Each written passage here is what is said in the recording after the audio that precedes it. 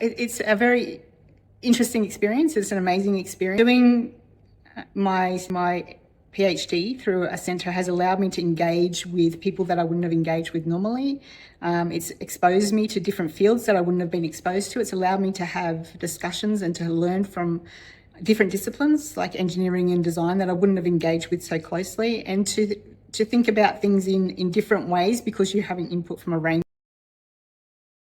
We've had opportunities to do a whole lot of interesting things. I went up to an event in Gladstone for girls in manufacturing. That would have been something that we wouldn't have done probably as part of a standalone PhD. So we've got to engage with people in different ways than I would have. Going out to being able to work in a research environment where there are different ideas and different thinkings is really to hear what other people are also thinking, or to prompt me to think about things in maybe a slightly different way. It's easy to become fixed in the way that you like to think, but to have exposure to other people is really helpful.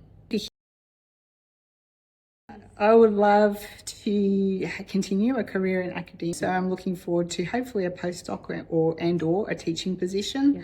But I'm sure whatever it holds, there'll be something really interesting out there, whether it's in higher education or education more broadly.